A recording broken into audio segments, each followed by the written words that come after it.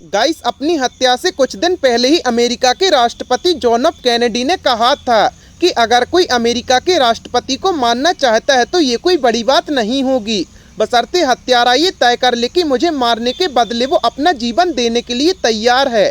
अगर ऐसा हो जाता है तो दुनिया की कोई भी ताकत मुझे बचा नहीं सकती। 22 नवंबर 1963 के दिन उत्तरी टेक्सास का शहर डलास, अमेरिकी राष्ट्रपति जॉन एफ कैनेडी अपनी खुली कार से भरी सुरक्षा के बीच सड़क से गुजर रहे थे और लोगों का अभिवादन स्वीकार कर रहे थे। भरी दोपहरी में घड़ी की दोनों सुई एक दूसरे को छूने के लिए बेताब थी और राष्ट्रपति का काफिला प्लाजा के सामने पहुंचा। तभी दो गोलियां चलीं, एक अमेरिका के राष्ट्रपति के सिर में लगी और दूसरी उनकी गर्दन को भेदती हुई निकल गई। ये मंजर देख राष्ट्रपति की गाड़ी में उनके साथ मौजूद उनकी पत्नी जैकलिन कैनेडी बेहोश हो गईं। इस घटना को आज 60 साल बीत चुके हैं। हत्या को लेकर समय समय पर कई खुलासे भी हुए, लेकिन आखिर उनकी हत्या के पीछे क्या कारण था ये आज तक पता नहीं चल पाया। इस अमेरिकी राष्ट्रपति जॉन एफ कैनेडी की मौत के बाद कई लोगों ने बबूसक लेडी को इसका जिम्मेदार माना था। साथ ही ये भी कहा था कि ये राष्ट्रपति को गोली इसी महिला ने मारी थी, क्योंकि उसके हाथ में कैमरा नहीं बल्कि एक हथियार था।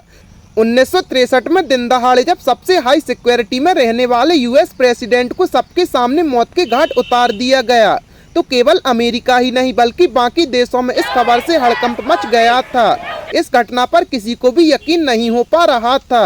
अमेरिकी अधिकारियों ने फुर्ती दिखाते हुए 24 साल के युवक को पकड़ लिया। इस युवक का नाम हार्वी ओसवाल्ड था, जिस पर बाद में हत्या का मुकदमा कायम किया गया। हार्वी ओसवाल्ड ने खुद को बेकसूर बताया और हत्या की बात से मुकर गया।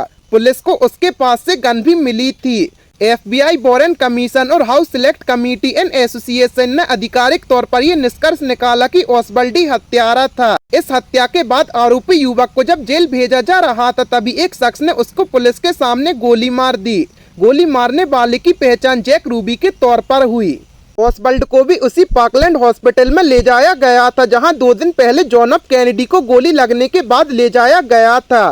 पुलिस जैक रूबी को गिरफ्तार करती है। जैक रूबी एक नाइट क्लब का मालिक था। जैक रूबी ने बताया कि वो राष्ट्रपति कैनेडी की हत्या से दुखी था। मुझे उनकी वाइफ का दुख दर्द देखा नहीं जा रहा था, इसलिए मैंने ओसवाल्ड को मार दिया।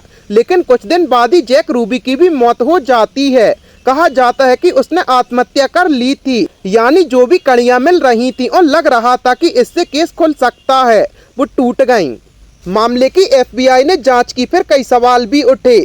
ओपन कार में भीड़ के सामने काफिला निकालना काफी खतरनाक था, फिर इसे क्यों नहीं टाला गया। इसके साथ ही शंकाओं का दौर भी शुरू हो गया और कई कहानियां भी सामने आईं। रूसी खुफिया एजेंसी KGB के साथ अमेरिकी एजेंसी CIA और FBI पर भी संदेह किया गया। फिर कई सालों बाद जांच में एक बूढ़ी महिला की तस्वीर सामने आई। ये महिला हत्या के दिन भरी अफरा तफरी के बीच तस्वीर लेती दिखाई गई। इसे बबूसक लेडी कहा गया। दरअसल बबूसक का मतलब रूसी भाषा में बूढ़ी और रहस्यमयी महिला को कहते हैं, जो सिर से पांव तक खुद को ढके हुए रहती है।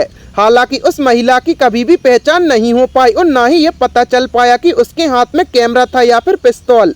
कैनेडी की हत्या की एक थ्योरी है जिसमें उपराष्ट्रपति जॉनसन को कैनेडी की हत्या की साजिश रचने का केंद्र माना गया है। कैनेडी की मौत के फौरन बाद पोस्टमार्टम करने की कोई कोशिश नहीं की गई। जॉन एफ कैनेडी के ताबूत को रखकर एयरफोर्स में ले जाया जाता है। एयरफोर्स 1 में उस वक्त उपराष्ट्रपति जॉनसन भी मौजूद थे।